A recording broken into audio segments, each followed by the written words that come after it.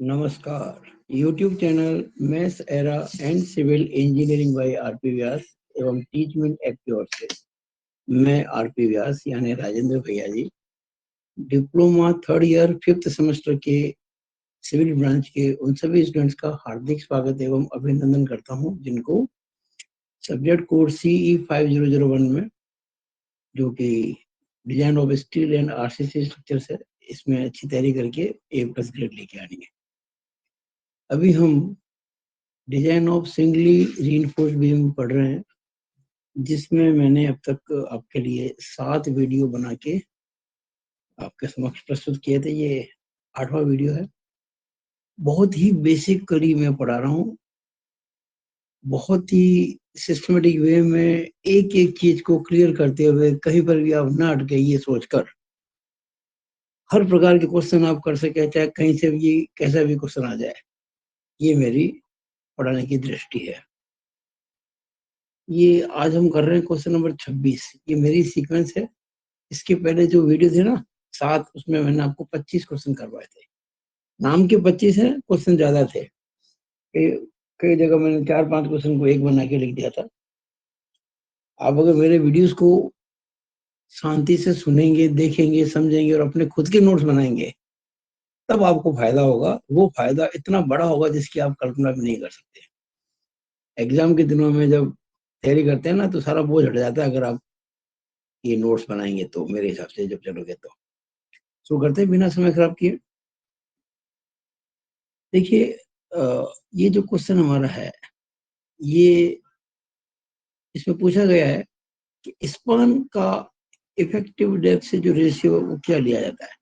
Beam के अंदर span और इफेक्टिव डेप्थ का रेशियो किस प्रकार से तय होता है, इसके क्या प्रावधान है IS कोड के हिसाब से। आपको मैं हमेशा सलाह देता हूं कि जो मैंने आपको एक PDF दी हुई है स्टडी मटेरियल के अंदर, उस PDF में आप जो मैं रेड पेन से बताता हूँ ना, ये क्वेश्चन आप उसको निकाल के अपने हाथ से लिखिए, अपनी मन चाहे मीडियम में, हिंदी या इंग्लिश। ये 2005 का क्वेश्चन है। क्वेश्चन नंबर दूसरे का पहला है, पेज नंबर 124 पर है। देखिएगा, इस क्वेश्चन का आंसर भी आपके कोड में छिपा हुआ है। कोड का निकालिए पेज नंबर 37 और क्लॉज 23.2.1। देखिएगा, पेज नंबर 37 और क्लॉज 23.2.1 क्लियरली लिखा हुआ है। अब मैं आपको बता देता हूँ क्या लिखा हुआ है इसके अंदर। देखिए, ऐसा है कि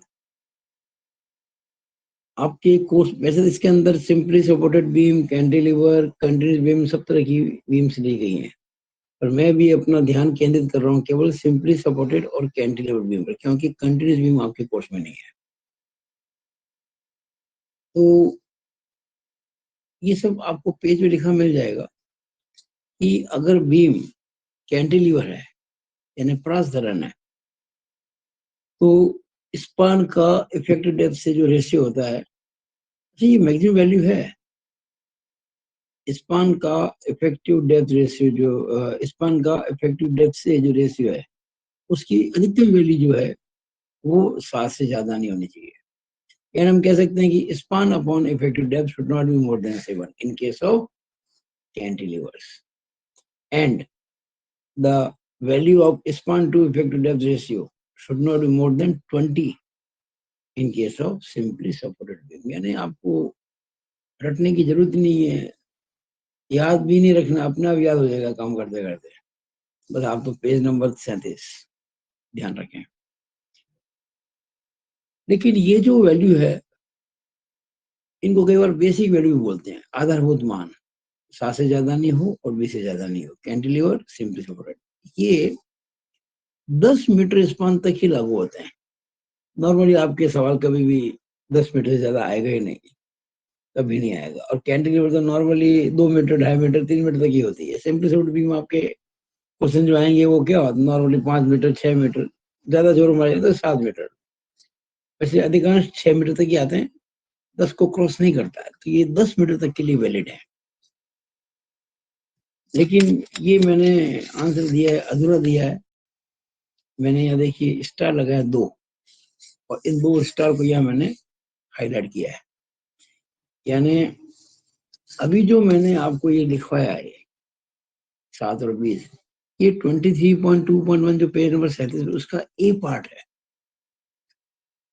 कि 10 मीटर स्पान तक ये वैल्यू ली जानी चाहिए। अगर स्पान बड़ा हो और कुछ अन्य बातें भी हों, वो बातें आपको एक्सप्लेन करनी है उसी पॉइंट में बी और सी के अंदर।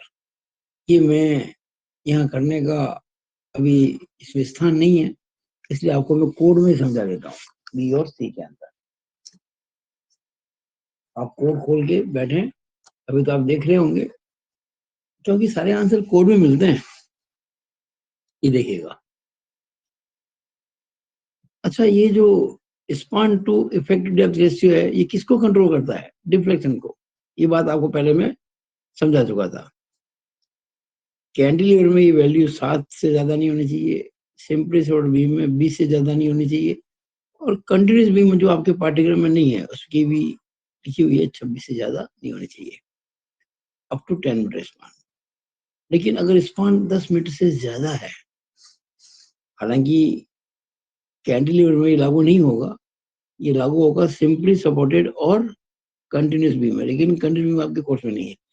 तो अगर बीम हो सिंपली सपोर्टेड और 10 मीटर स्पान से ज्यादा स्पान हो, तो क्या नियम है?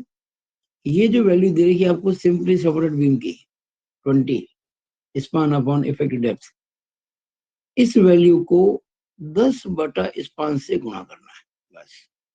ठीक है ना? For span about 10 metre the values in A, यानी ये जो वैल्यू दी है, may be multiplied by 10 upon span in meters।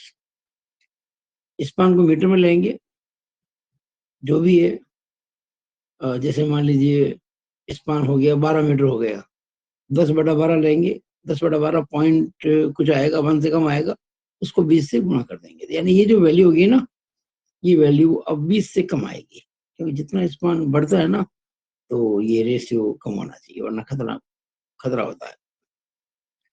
ये ध्यान रखना आपको। ये आपके ऑब्जेक्टिव यानी कि मल्टीपल चॉइस क्वेश्चन में भी आ सकता है। कैसे?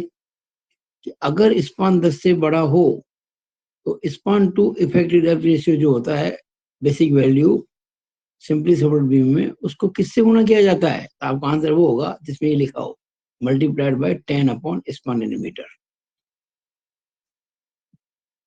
अब आगे और देखिएगा,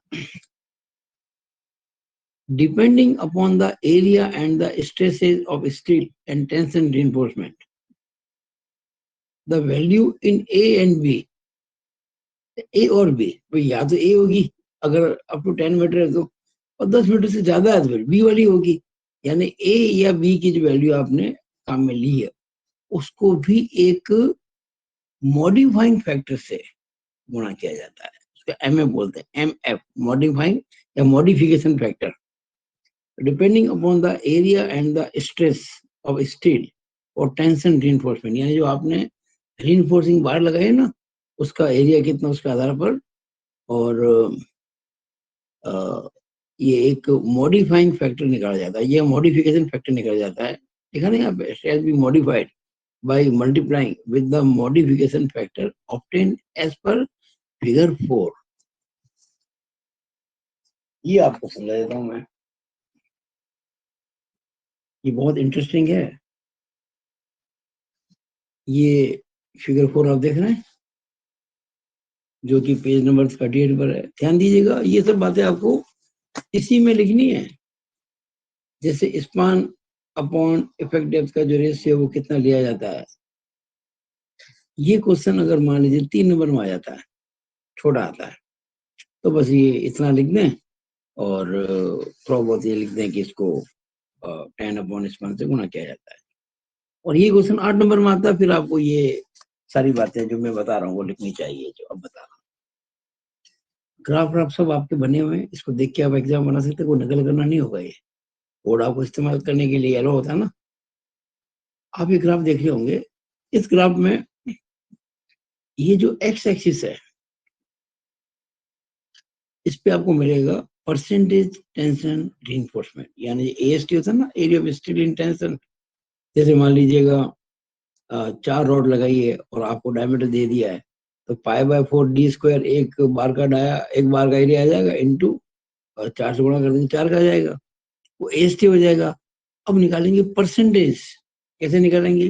जो AST है ना, उसमें BD का भाग लगाएंगे क्रॉस सेक्शन का, उसको 100 से गुणा करेंगे, वो होता है परसेंटेज टेंशन रीइंफोर्समेंट। ये 0.4, 0.6 है ना, ये 0.4, 0.8, 1.2, 1.6 टू 2.4, इस प्रकार से आपको मिलेगा सारा ये।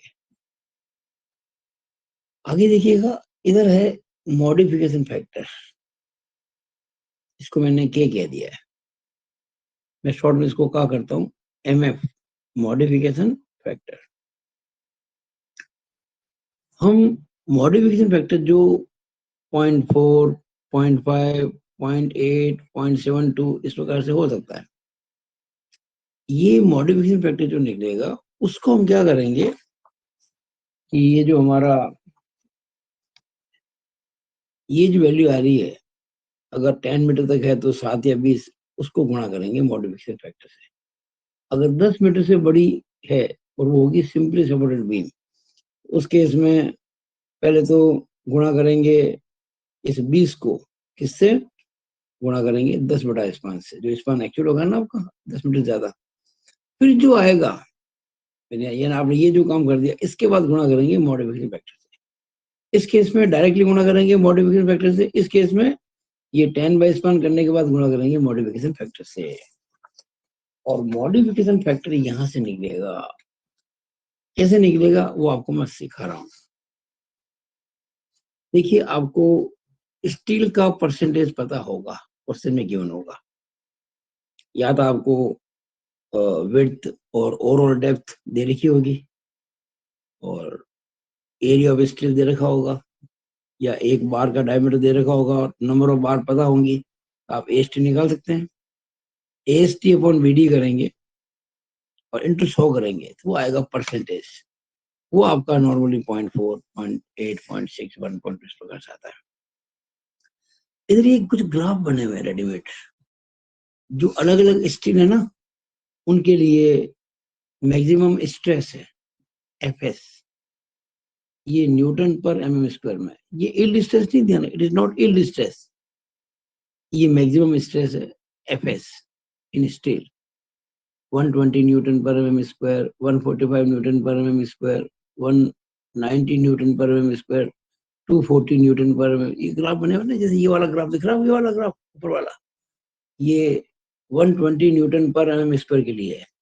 नीचे वाला जो ग्राफ है ना, ये 145 न्यूटन पर mm²। इसी तरह से जो लास्ट जो ग्राफ ये वाला, ये आपका 290 290 290 न्यूटन पर mm² के लिए।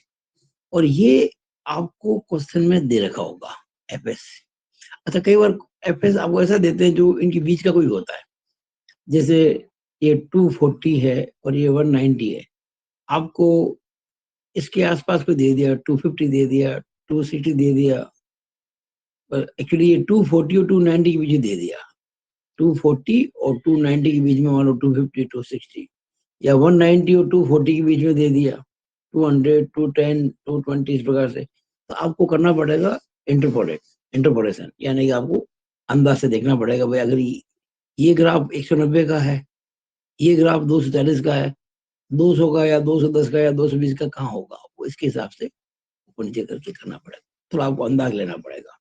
हाँ भाई, जैसे आप तो मान लीजिएगा 240 ही है FS गिवन, और ये आपका स्टील का जो परसेंटेज है वो 1.2 है मान लीजिए कुछ समय के लिए, तो 1.2 की जो लाइन चल रही है वर्टिकल, इधर जो 240 का जो ग्राफ चल रहा है, ये यहाँ कट करता है, ये लाइन है ना 1.2 वाली, ये लाइन FS बराबर 240 न्यूटन पर मीटर को यहाँ कट करती है।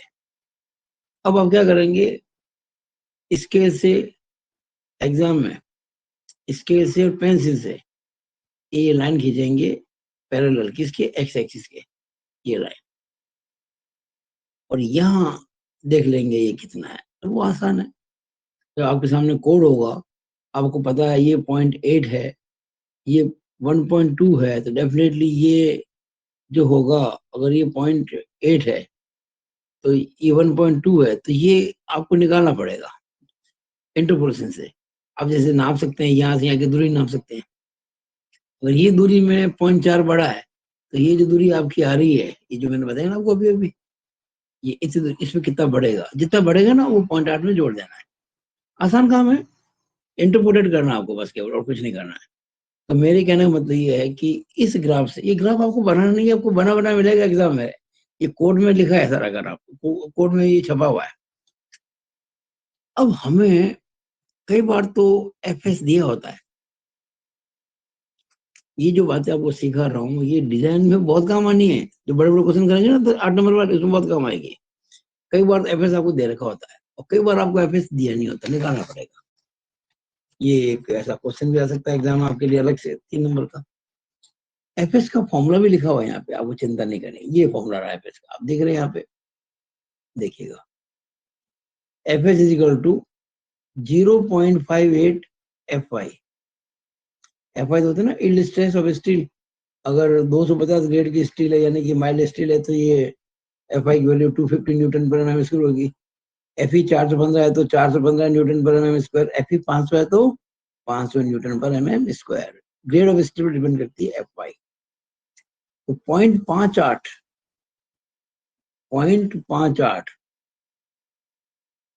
Into FI.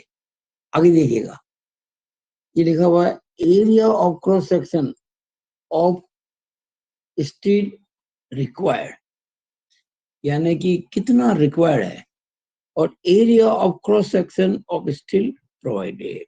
ये बड़ा इंटरेस्टिंग चीज है। क्या होता है, जैसे आपने डिजाइन किया और रिक्वायर्ड जो एरिया होता है स्टील का, उसके बेस पर आपने बार का डायमीटर निकाला और संख्या वगैरह आपने तय की, तो मान लीजिए आपको बार का डायमीटर निकला सपोज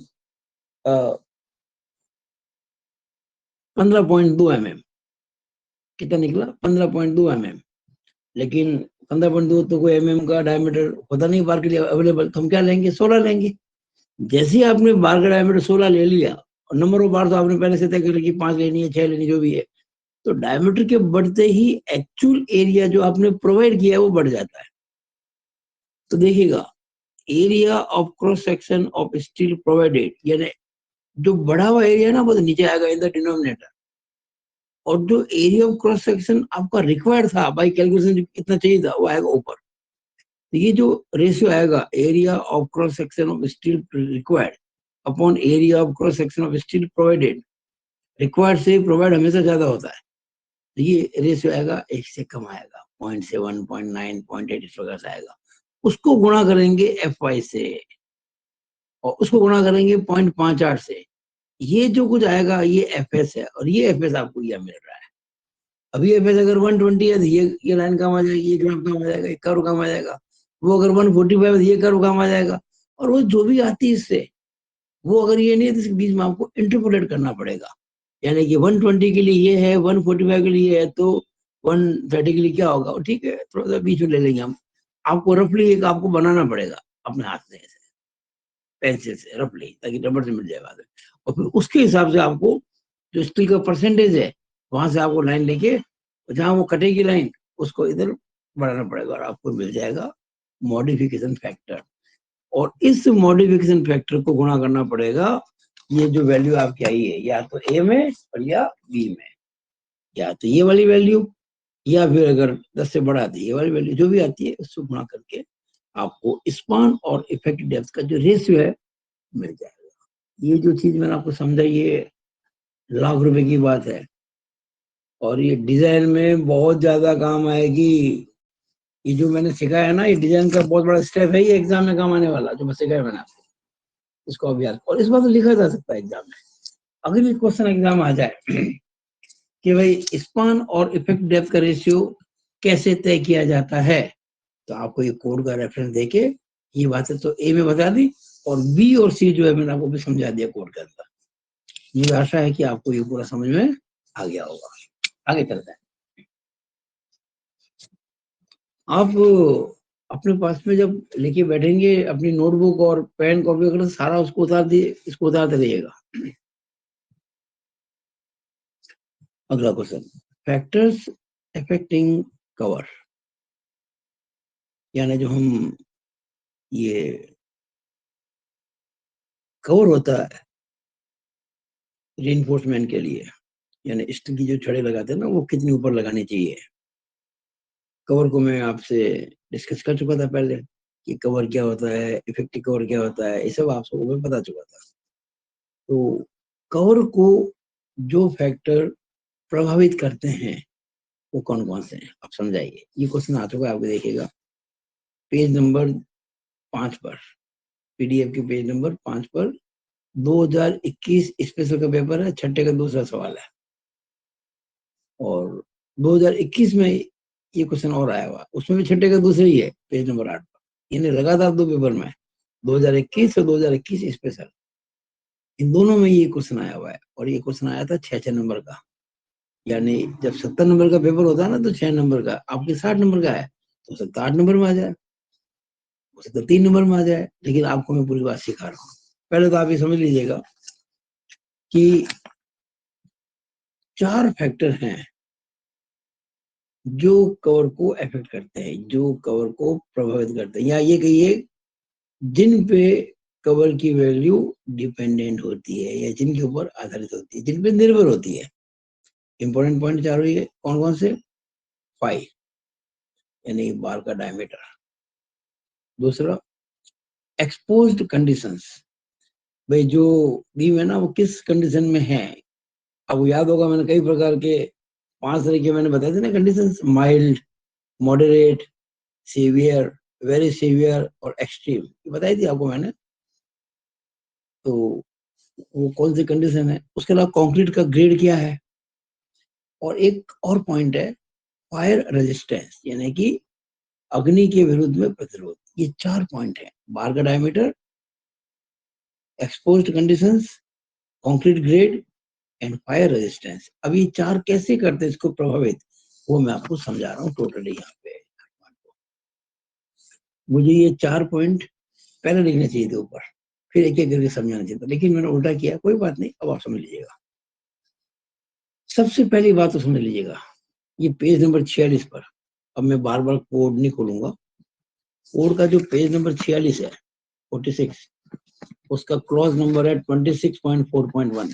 तो क्लियरली लिखा हुआ है कि किसी भी हालत में ये जो कवर है, हम इसे कहते हैं ना कवर, यानी कि इसको कई बार हम कहते हैं क्लियर कवर, कवर कह दो, क्लियर कवर कह दो, कई बार इसको नॉमिनल कवर भी कहते हैं, नॉमिनल कवर। तो ये जो नॉमिनल कवर है, मैं आपको बता चुका था, जैसे ये है और ये स्टील की बार लगी हुई है, तो ये जो है ना, ये वाला इसको कहते हैं नॉमिनल कवर। ये वाला ये, वैसे ये भी नॉमिनल कवर ही, इधर भी होता है, ये मैंने आपको पहले बताया नहीं था, ये भी नॉमिनल कवर ही है, और ये नीचे भी नॉमिनल कवर ही है। इसकी वैल्यू बार के डायमीटर से कम नहीं होनी चाहिए, ये पहली बात, ठीक है। Should not be less then diameter of बार। अगर बार का डायमीटर 18 mm है तो 18 से कम नहीं होना चाहिए। अच्छा, कभी कभी क्या होता है, हालांकि आपके साथ कभी केस बनेगा नहीं, लेकिन कोड कहता है आपको ध्यान तो रहना चाहिए। कुछ कारणों से अगर बार की डायमीटर चेंज है, यानी 4 बार में से एक तो 16 की, एक है 12 की, एक 18 की, एक है 20 की मान लो, तो सबसे बड़ा डायमीटर किसका है? 20 mm। उस केस में ये जो कवर है ये 20 mm से कम नहीं होना चाहिए, समझिए ना। यानी जो सबसे बड़ा डायमीटर है बार का, ये या जो सबसे बड़ी डायमीटर की बार है, उसके डायमीटर से कम नहीं होना चाहिए। और एक समान डायमीटर है तो जो भी डायमीटर है उससे कम नहीं होना चाहिए। आगे चलिए। दूसरा, ये तो पहला हो गया। दूसरा, ये आपको मिलेगा टेबल 16 में, पेज 47, टेबल 16 पेज 47। मैं बार बार टेबल नहीं बताऊंगा, बहुत टाइम खराब होता है। आप पेज 47 पर टेबल 16 देखेंगे ना, तो वहां ये लिखा हुआ है टू मीट ड्यूरेबिलिटी रिक्वायरमेंट। यानी बीम जो है उसकी जो ड्यूरेबिलिटी है, उसकी जो आवश्यकता है, उसके आधार पर हमको कुछ तय करना पड़ेगा। और ये डिपेंड करता है एक्सपोजर कंडीशंस पर। जो एक्सपोजर कंडीशंस हैं वो उस पर निर्भर करता है। और एक्सपोजर कंडीशंस के लिए आप देखेंगे table number 3, table number 3, page number 18, 8.2.2 ये एक्सपोजर कंडीशन है। वहां पे ये लिखी हुई है 5 condition: mild, moderate, severe, very severe और एक्सट्रीम। इन पांचों कंडीशन को एक्सप्लेन किया गया है कि माइल्ड का मतलब क्या है, इसका मतलब क्या है, ये पांचों लिखी हुई है। कभी एग्जाम में सवाल आ सकता है, तो आप उसको इस पेज पर आराम से लिख सकते हैं।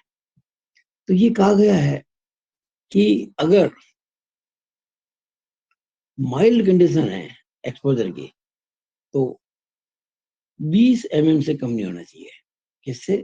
देखो, बाहर के डायमीटर से कम होना ही नहीं चाहिए, वो तो है ही है। साथ साथ में 20 mm से, जैसे मान लीजिए बाहर का डायमीटर था 12 mm, तो 12 mm से कम नहीं होना चाहिए, और यहाँ कह रहा 20 से कम नहीं होना चाहिए, यानी कि 20 से कम नहीं होना चाहिए, ये मतलब हो गया। ये आगे कुछ लिखा, मैंने इसको बाद में बताऊंगा आपको। अगर मॉडरेट है तो 30 mm से कम नहीं होना चाहिए, ठीक है ना। ये वो हम लेस देन करके इसको काट देते हैं, इसका मतलब should not be less then. Mild है तो not less then 20 mm, moderate है तो not less then 30 mm, severe है तो not less then 45 mm, very severe है तो not less then 50 mm, extreme condition है तो नॉट लेस देन 75 mm। मतलब अलग अलग केस की ये आपको दे दी डिटेल। और हर हाल में बाल के डायमीटर से कम तो खैर होनी ही नहीं चाहिए। तो इसमें से जैसे मान लीजिए हम कहते हैं कि कंडीशन है मॉडरेट, तो कह रहा है ये 30 mm से कम नहीं होनी चाहिए, और वहां बाल का डायमीटर मान लीजिए 18 mm है, तो ना तो 18 से कम होनी चाहिए, ना 30 से कम होनी चाहिए, यानी कि 30 से कम होनी चाहिए, जो भी ज्यादा है। यहाँ कोड का कुछ प्रोविजन है, जो कोड में लिखा मिल जाएगा आपको नीचे नोट के अंदर। क्या लिखा हुआ है कि अगर एक्सपोजर माइल्ड है, अगर एक्सपोजर माइल्ड है और बार जो है ना, मेन रीइंफोर्सिंग बार, उनका डायमीटर भी 12 mm तक ही है। मतलब 12 mm, 10 mm, 8 mm, इस प्रकार का केस है। मेन जो डायमीटर है, मेन बार जो है, वो 12 mm तक के ही है, इससे बड़ी की नहीं है। उस केस में आप इस लिमिट को 5 mm घटा सकते हो। ये लिखा हुआ, कोड लिखा हुआ है ये। मुझे आपको लिखाने की जरूरत नहीं, ना याद कराना ना रटाना है, समझाना है बस केवल। यानी 5 mm की छूट देती है, यानी कि कहने का ना नॉट लेस देन 20 mm, उसकी जगह पर हो जाएगा नॉट लेस देन 15 mm। अगर माइल्ड कंडीशन है तो हर एक में नहीं हो, ओनली इन माइल्ड केसेस। और वो भी अगर बाल का डायमीटर 12 mm तक है तो। अगर ज्यादा हो गया 14, 16, 18, तो फिर ये कम नहीं कर सकते आप। ये तो बात कही है माइल्ड के लिए। आगे क्या है कि ये दो केस देख रहे हैं आप, सीवियर और वेरी सीवियर। सीवियर केस और वेरी सीवियर केस, ये दो केसेस देख रहे हैं आप। यहाँ पर भी 5 mm की छूट दी है। जैसे जहाँ ये 45 mm है ना, उसको 40 कर दिया है। जहाँ 50 है उसको 45 कर दिया है। ये सब बातें कोड में लिखी हुई हैं। मैंने सिस्टमेटिक वे में लिखी है, वहां पे सिस्टमेटिक वे नहीं है, लेकिन नोट लगाया हुआ है। ऐसा कब? अगर ये दो केसेस हो, सीवियर और वेरी सीवियर, और साथ साथ में जो ग्रेड ऑफ कंक्रीट है वो M35 है, उससे ज्यादा है। यानी जो आप कंक्रीट ग्रेड काम में ले रहे हो, या तो M35 है या उससे भी ज्यादा ग्रेड है। उस केस में ये सीमाएं भी 5-5 mm घटाई जा सकती हैं। तो आप ये बात ध्यान रखें। इसके बाद आता है table 16A, page 47, fire resistance. Fire resistance यानी कि अग्नि के प्रति जो है इसकी प्रतिरोधकता, वो भी आपको टेबल 16A, पेज 47 पे मिल जाएगी। देखिए बता देता हूँ।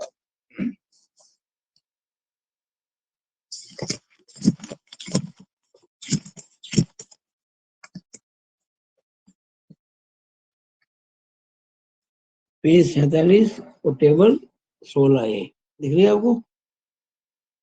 इसमें लिखा हुआ है, देखिएगा, nominal cover to meet specified period of fire resistance. आपको तो ये स्लैब्स तो कोर्स में नहीं है, रिफ्स भी कोर्स में नहीं है, कॉलम भी अभी फिलहाल नहीं चल रहा, बात चल रही है बीम्स की, तो बीम की बात चल रही है बस। और वो भी आपके अगर सिंपली सपोर्टेड ये वाला कॉलम काम आएगा, और कैंटिलीवर और अगर कंटिन्यूस आपके कोर्स में नहीं है तो बस आपको तो केवल ये ध्यान देना, बस ये रखना, बस केवल ये वाला। ये एच का मतलब आवर, देखा ना, फायर रेजिस्टेंस। अगर अग्नि के संपर्क में आती है कोई चीज, उसके विरुद्ध प्रतिरोध में, तो ये 0.5, 1, 1.5, 2, 3 और 4 आवर्स। एच मतलब आवर्स, समय है ना ये। अगर 0.5 यानी कि 30 मिनट की है तो ये कवर 20 mm से कम नहीं होना चाहिए। 1 घंटा है तब भी 20 ही है, और 1.5 घंटे, एक्चुअली आधे घंटे से 1.5 घंटे तक आपको 20 mm से कम नहीं होना चाहिए। 2 घंटे हैं तो 40, 3 घंटे हैं तो 60 और 4 घंटे हैं तो 70, ये दिए। इसका मीनिंग समझ लो आप। आपने अगर जो पहले जो केसेस बताए मैंने आपको फायर के अलावा, ये जो बार का डायमीटर है, एक्सपोजर कंडीशंस है, इसके आधार पर आपने तय कर लिया जो भी करना था, वो आपके सामने पड़ा है।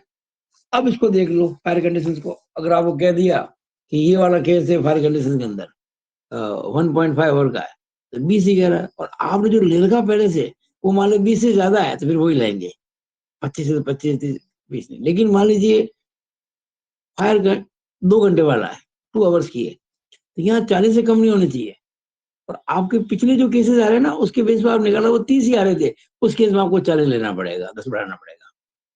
अगर 3 घंटे की फायर है तो उस केस में आपको 60 लेना पड़ेगा, चाहे उसमें इससे कम आ रहा हो। यानी जो पहले से वैल्यू आप ले रहे हैं ना, वो अगर पहले से ज्यादा है इससे, तो वही लेंगे।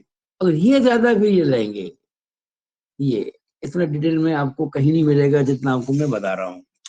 मुझे पूरी आशा है कि ये क्वेश्चन अगर बड़े से बड़ा भी आ जाए, ये क्वेश्चन फिलहाल देखिए बड़ा क्वेश्चन था, ये 2021 स्पेशल में, 2021 में छठे का दूसरा, ये क्वेश्चन 6 नंबर का था। 70 नंबर में जब 6 नंबर होते हैं ना, तो 60 नंबर में 8 नंबर का सवाल आ सकता है। मैंने आपको बहुत डीप में इसको समझा दिया है, और आप देखिएगा कहीं पर भी ये आपको रटने की जरूरत नहीं है, क्योंकि सब कुछ आपको कोड में मिल रहा है। ये क्वेश्चन हो गए 26, 27। अब क्वेश्चन नंबर 28 देखिएगा। ये क्वेश्चन जो है रिक्वायरमेंट पूछी गई है रीइंफोर्समेंट की, यानी कि प्रॉब्लम की।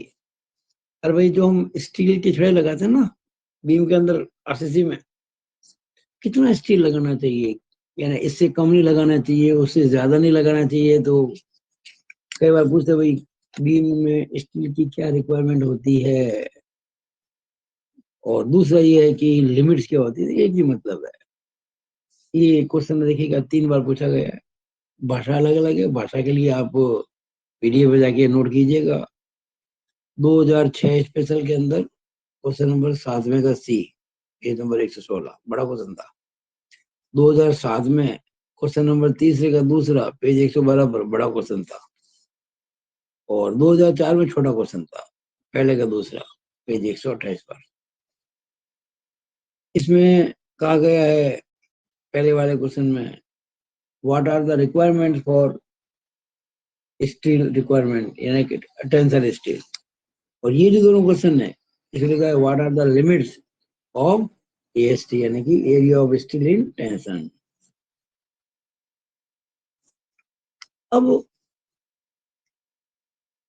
लकीली मैंने ये क्वेश्चन आपको पूरा करा दिया है। आप मेरे पिछले वीडियो देखेंगे ना, लिखा है यहाँ, मैंने आपको यहाँ पे क्लियरली लिखा हुआ है। नो नो, सॉरी सॉरी, ये नहीं कराया हुआ, वो अगला क्वेश्चन है कोई, ये नहीं। ये रीइंफोर्समेंट को बोलते हैं AST, area of steel in tension. और इसमें एक तो होता है रूल कि मिनिमम इतना एरिया होना चाहिए, यानी कि इससे कम नहीं होना चाहिए। एक होता है मैक्सिमम एरिया स्टील का, यार इससे ज्यादा नहीं होना चाहिए। तो पेज 46 पर तो मिनिमम के बारे में बताया गया है और पेज 47 पर मैक्सिमम के बारे में बताया गया है।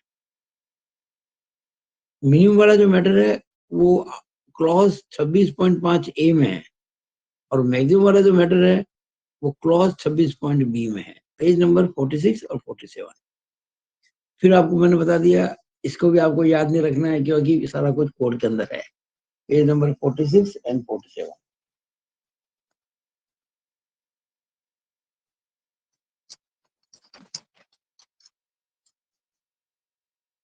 देखिए पेज नंबर 46 दिख रहा है कोई,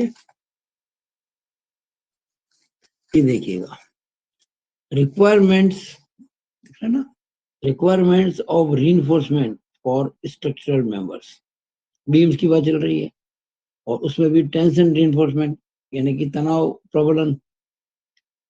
ए मिनिमम रीइंफोर्समेंट यानी कि न्यूनतम प्रबलन, the minimum area of tension reinforcement shall be not less than that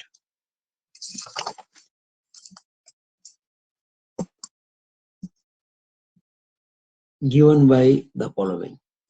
ये आपको दे रखी है इक्वेशन एक, क्या लिखा हुआ है यहाँ पे, A S area of steel upon B D is equal to 0.85 बटा एफ वाई दे रखा ना। इससे जो एस निकलेगा, कैसे निकलेगा, करो क्रॉस मल्टीप्लाई, तो S is equal to 0.85 B D upon F Y, ये मैंने यहाँ लिख दिया है 0.85 B D upon F Y. ये S T should not be less than, ये लेस देन का सिंबल है, इसको काट दिया यानी कि कम नहीं होना चाहिए। या हम भी कह सकते हैं कि यहाँ तो अगर मैं लिखता हूँ ना S T should not be less then, यहाँ मैंने क्या कर दिया, एस टी मिनिमम लिख दिया, यानी एस टी, तो यहाँ फिर इजिकल टू कर देना, या ये मत लगाना, ये लगाते हैं तो यहाँ एस लिखेंगे और इजिकल टू लिखते हैं तो लिखेंगे एस टी मिनिमम 0.85 बीडी पड़ेगा, यानी कि इस फॉर्मूले से जो स्टील निकलेगा उससे कम स्टील आपको लगाना नहीं है। B width of beam, D effective depth, F Y yield stress of steel, ये अलग अलग जो आपको पता है एफ वाई के आधार पर होता है ना सारे वैल्यू इसकी, 250, 415 और 500 जो होती है वो, ये सब मैंने बता दी यहाँ पे, बी डी और F Y. Characteristics strength of reinforcement in newton per mm square, 250, 415, 500 जो भी होती है। ये तो बात हुई आपके मिनिमम reinforcement कितना लगाएंगे। अब बात आती है मैक्सिमम, तो ये है मैक्सिमम reinforcement यानी कि जिससे ज्यादा नहीं होना चाहिए, किससे ज्यादा नहीं होना चाहिए, 0.04 बी इंटू कैपिटल डी से। ये भी आपको मिलेगा, ये मिलेगा कौन सा, हाँ मिलेगा ये पेज नंबर 47 पर, उसी पेज पर, इसी पेज पर 47 पर, ये देखिएगा बी में मैंने कहा था यहाँ बी में मिलेगा, बी के अंदर ये रहा बी, दिख रहा लिखा हुआ यहाँ पे B, maximum reinforcement, the maximum area of tension reinforcement shall not exceed 0.04 B into capital D. What is B, वही विड्थ ऑफ बीम, बी तो आपकी विड्थ ऑफ बीम है, डी इफेक्टिव डेप्थ है और कैपिटल डी का मतलब होती है ओवरऑल डेप्थ, याद है ना आपको, समझा चुका हूँ। इफेक्टिव डेप्थ में जोड़ेंगे ना इफेक्टिव कवर तो ओवरऑल डेप्थ आ जाएगी। तो ये 0.04 इंटू बी इंटू डी, इससे ज्यादा नहीं होना चाहिए। मुझे आशा है कि अगर ये क्वेश्चन आ गया 3 नंबर का या 8 नंबर का, तो आप इसमें 1 नंबर भी क्या पाव नंबर भी नहीं कटने देंगे, जो मैंने समझाया उसको अच्छे से लिखेंगे। Question number 29, spacing of bars, spacing of bars. मैं कई बार कह चुका हूं, आप आज फिर बता रहा हूं, मैं जो जिस तरीके से आपको पढ़ा रहा हूं वो एक बहुत ही प्लान्ड वे है मेरा पढ़ाने का, बहुत ही योजनाबद्ध तरीका है। हम जो जो आगे बढ़ रहे हैं आप ये समझिएगा हम डिजाइन के क्वेश्चन की ओर बढ़ते जा रहे हैं। वो सवाल जो एग्जाम में हमेशा आते हैं और वो एकदम समझ में आएंगे अगर ये सब बातें आप समझ रहे हैं तो। कोई टीचर कोई भी कोच कभी भी उस प्रकार से नहीं पढ़ाएगा जिस प्रकार से आपको यहाँ पढ़ाया जा रहा है, इतना डीप में जाके। स्पेसिंग ऑफ बार्स जो है, यानी जो बार्स है ना रीइंफोर्सिंग बार, उनके बीच की स्पेस कितनी होनी चाहिए। जैसे देखो ये आपने बार लगा रखी है, स्टील बार लगा रखी है ना, ये तो इनके बीच का यानी कि ये क्लियर स्पेस, ये वाला यहाँ से यहाँ तक ये कितना होना चाहिए, ये कितना होना चाहिए, सब बराबर होंगे ये। इसके बारे में रूल कोड के अंदर है। ये क्वेश्चन 2 बार पूछा गया है, 2009 में क्वेश्चन चौथे का दूसरा, पेज नंबर 102 पीडीएफ में। 2003 में क्वेश्चन दूसरे का दूसरा, पेज नंबर 132 पीडीएफ में। आपको कहा गया है, पूछा गया है कि बताइए स्पेसिंग ऑफ रीइंफोर्सिंग बार्स क्या होने चाहिए, इसके बारे में क्या रूल्स है। पहली बात समझो, मैंने इस स्पेसिंग को एक्स नाम दे दिया तो बार बार मुझे स्पेसिंग लिखना नहीं पड़े। ये जो है ना, ये बार इनके बीच की जो क्लियर दूरी है, ये क्लियर यहां से लेके यहाँ, इसको मैंने एक्स कह दिया है। ये आपको मिलेगी पेज नंबर 45-46 पर। आर्टिकल या क्लॉज का तो 26.3.2 ये तो मिनिमम वैल्यू देगा इस स्पेसिंग की, और आर्टिकल 26.3.3 ये आपको मैक्सिमम वैल्यू देगा इस स्पेसिंग, यानी कि मिनिमम मैक्सिमम दोनों वैल्यू आपको मिल जाएगी 45-46 पेज पर।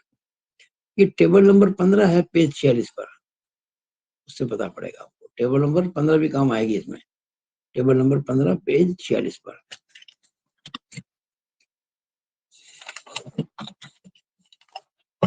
ये देखिएगा, ये ना टेबल 15 देख रहे हो, यहाँ पे क्लियर डिस्टेंस बिटवीन बार्स, तो ये काम आएगी। कैसे आएगी मैं सिखा रहा हूँ भाई आपको, पहले तो आप ये समझे जा रहा है इस चीज को। पहली बात करते हैं, देखिए मैंने 5 कहा है बार के डायमीटर को। अगर बार का डायमीटर 18 mm है तो 18, 20 है तो 20। कई बार के डायमीटर अलग अलग होते हैं, उस केस में जो बड़ा सबसे बड़ा डायमीटर है उसको अपन मान के चलेंगे। नॉर्मली आपके सब बार एक ही डायमीटर के होते हैं, तो 5 का मतलब बार के डायमीटर से।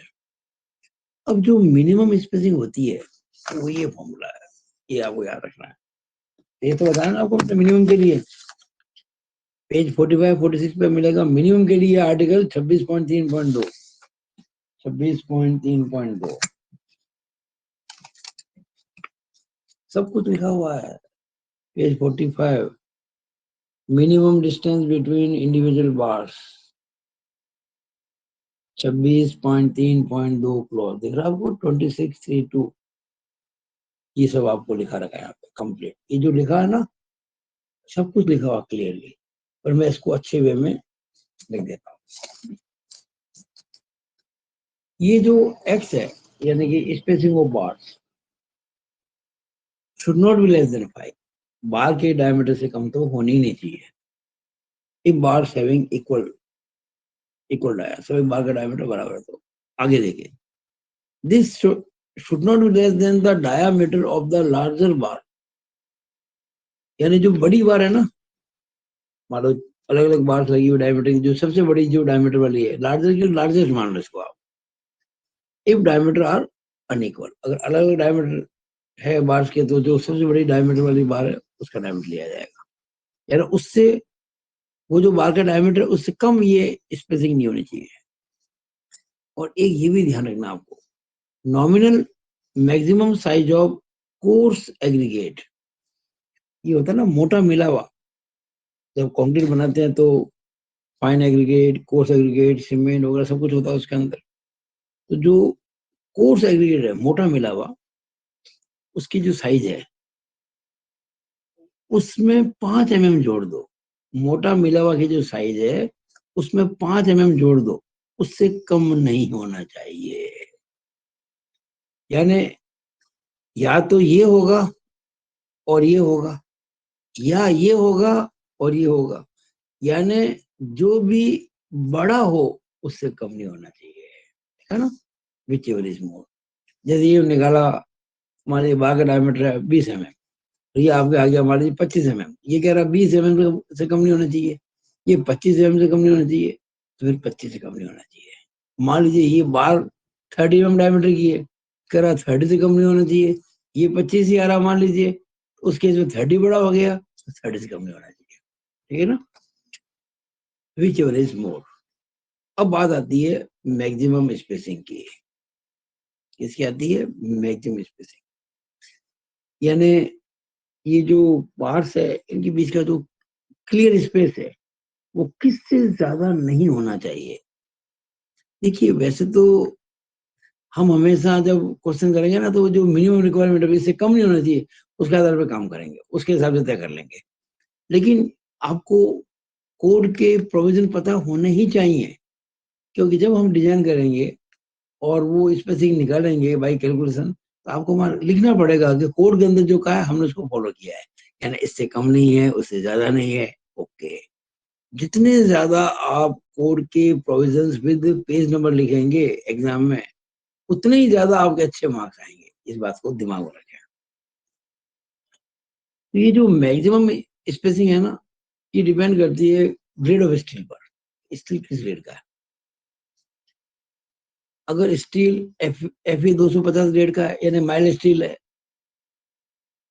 तो 300 mm से ज्यादा नहीं होनी चाहिए स्पेसिंग, नॉट मोर देन 300। हालांकि नौबत कभी आएगी नहीं है, लेकिन कोड की प्रोविजंस हैं।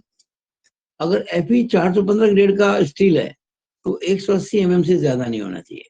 और एफई 500 mm ग्रेड का स्टील है, तो 150 mm से ज्यादा का ये स्पेसिंग नहीं होनी चाहिए।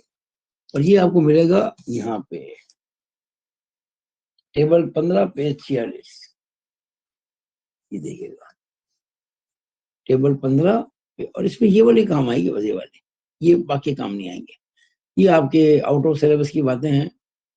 ये कुछ नीचे लिखा हुआ है, रीडिस्ट्रीब्यूशन ऑफ स्टील वगैरह जो होती है आपके काम की नहीं है। -15 ये भूल जाओ, ये आपका जीरो वाला काम आएगा, जीरो वाला। अरे लिखा हुआ है इसके अंदर, the spacing given in the table are not applicable to members subjected to automatically, ये क्या लिखा हुआ है, पर्टिकुलरली, ये आपके काम की चीज नहीं है।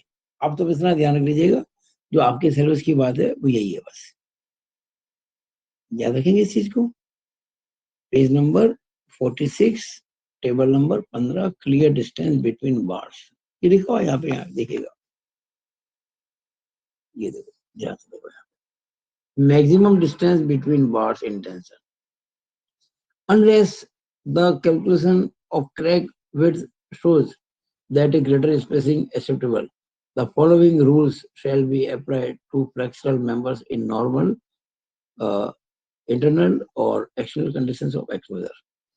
मतलब जो कैसी भी कंडीशन हो एक्सपोजर की, उन सबके लिए ये लागू होता है। बीम्स के लिए, बीम की बात चल रही है आपके, the horizontal distance between parallel reinforcement bars or groups near the tension face of a beam shall not be greater than the values given in table 15, depending on, ये देखिएगा, depending on the amount of redistribution carried, the amount of redistribution carried out in analysis and the characteristic strength of the reinforcement। हम तो केवल characteristic जो strength है उस पर काम करेंगे, क्योंकि ये वाला जो मैटर है रीडिस्ट्रीब्यूशन, ये वाला आपके सिलेबस के बाद की बात है, ये अभी कभी काम नहीं आएगा। तो आप इसलिए जीरो वाला काम लें। कोई तरह का रीडिस्ट्रीब्यूशन नहीं है, ना माइनस में है ना प्लस में, कहीं भी नहीं है ये काम नहीं। यानी अगर एफ आई की वैल्यू 250 न्यूटन पर एम स्क्वायर है, तो आपको 300 mm से ज्यादा नहीं लेनी है। 415 और 500 है, तो 180 से 150 से ज्यादा नहीं लेनी है। अब लास्ट क्वेश्चन इस वीडियो का, क्वेश्चन नंबर 30। देखिए ये क्वेश्चन मैंने बनाया है अपने मन से, एग्जाम में नहीं आया है, बन सकता है इसलिए मैंने बना दिया। If reinforcing bars are provided in 2 layers, हालांकि आपके कभी सवाल आएगा ही ना, कभी आपको जरूरत पड़ेगी, लेकिन मेरे मन में आया मैं ऐसा क्वेश्चन बनाऊं। ध्यान रहना चाहिए। If reinforcing bars are provided in 2 layers, यानी कि 2 परतों में हम reinforcing बार लगाते हैं, then what are the provisions for spacing? देखिए बीम है जिसकी विड्थ बी है, ओवरऑल डेप्थ डी है, लेकिन यहाँ नॉर्मली हम टेंशन जोन में एक रो ही लगाते हैं बार्स की, या 2 रो में लगा दिया, पहली रो दूसरी, एक के ऊपर दूसरी है, यानी इस रो के इस स्टील बार के ठीक ऊपर ही लगी हुई है, ऐसे लगी हुई है। अब आप स्पेसिंग क्या रखेंगे? देखिए जो इनके बीच का ना स्पेसिंग, ये क्लियर एक्स, ये तो वही रहेगी जो पहले थी, एक्स की वैल्यू में कोई चेंज नहीं, जो आपने एक्स यहाँ लिया ना इसके अंदर वही रहेगा इसके अंदर भी। लेकिन बात चल रही है वाई की। वाई का मतलब वर्टिकल डिस्टेंस, यानी ये जो बार है और ये जो बार है, इनके बीच की क्लियर डिस्टेंस ये वाली वाई, ये क्लियर, ये वाई कितनी होगी, इसकी बात चल रही है। पहले एक बात और समझ लीजिए आप, कभी देखिए पेपर जो बनता है ना, तो पता नहीं कैसा क्वेश्चन एग्जामिनर दे दे आपको, इस क्वेश्चन में पूछ ले, कह देगा भाई आपसे कि भाई what is the effective depth. तो यहाँ ये जो केस था, इसमें तो ये जो बार्स लगी है ना, इसका सेंटर लाइन ये है, और ये जो दूरी होती है ये होती है इफेक्टिव डेप्थ।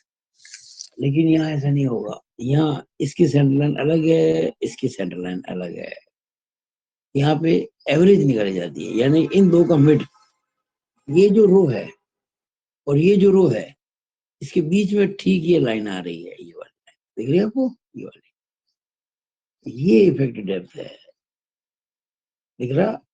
यानी टॉप से नापेंगे और इन दो के सेंटर की, ये देखो, और ओवरऑल डेप्थ तो वही होगी जो पहले थी ओवरऑल। अब देखिए कवर वही होगा जो पहले था, कवर तो ये होगा ना, ये वाला देखो, यहाँ से लेके यहाँ तक, ये वाला कवर भी वही होगा, और ये वाला कवर भी वही होगा, सेम होगा। और इफेक्टिव कवर जो होगा ना, इफेक्टिव कवर वही होगा,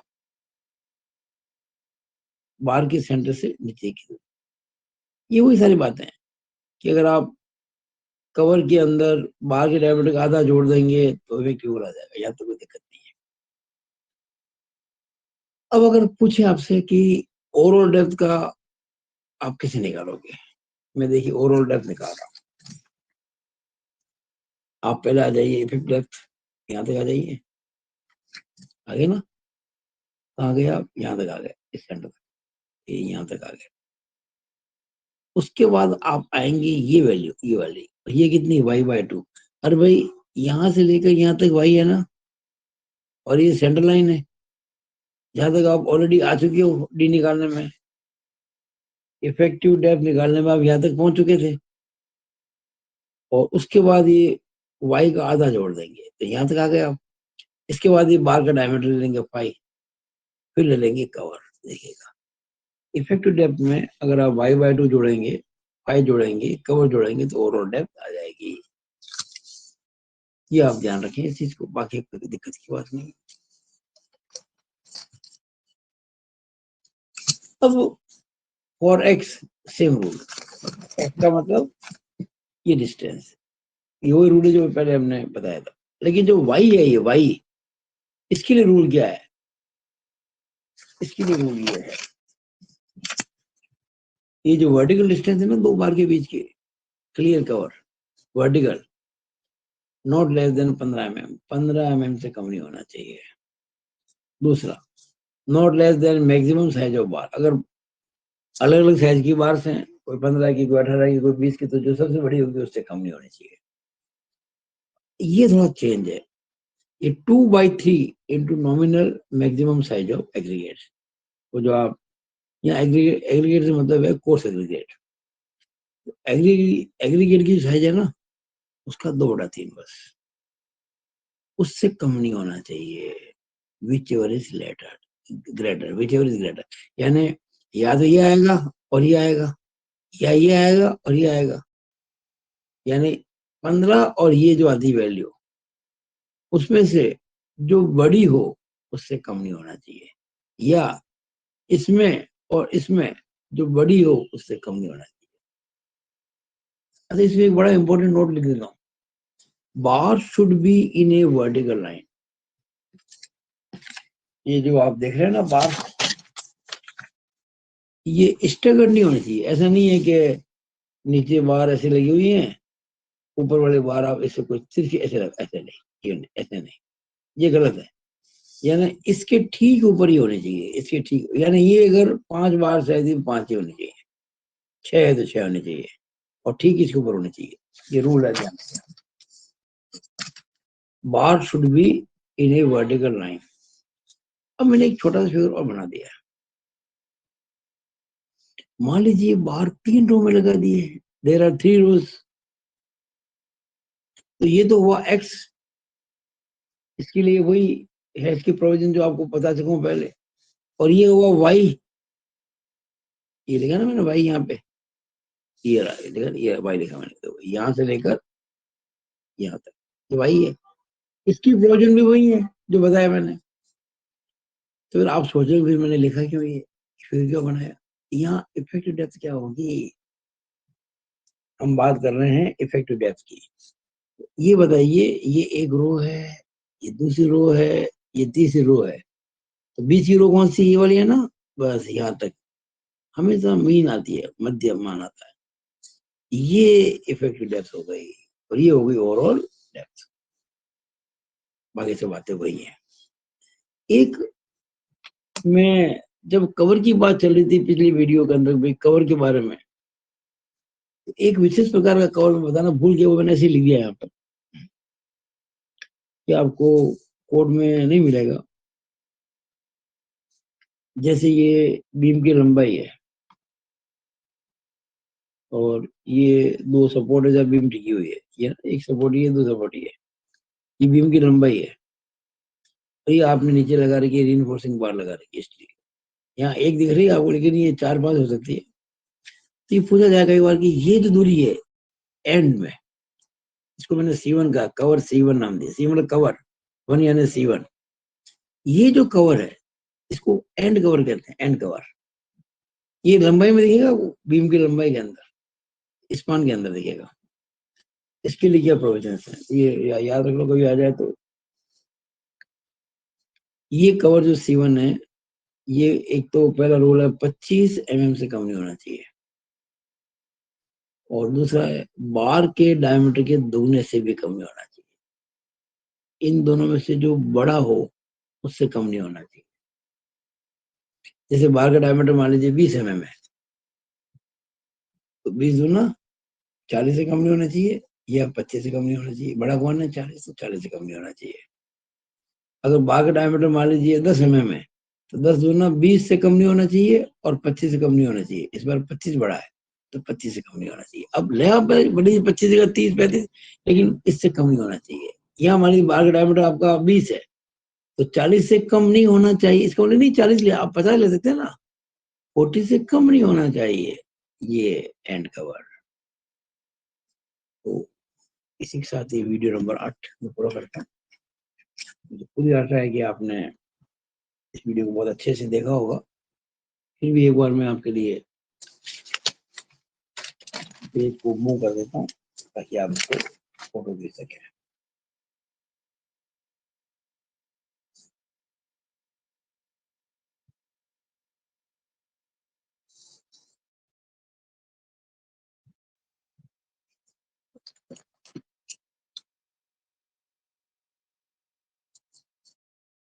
बहुत मेहनत की मैंने भाई आप लोगों के लिए, कितना काम में लेते हैं इसको देखते हैं।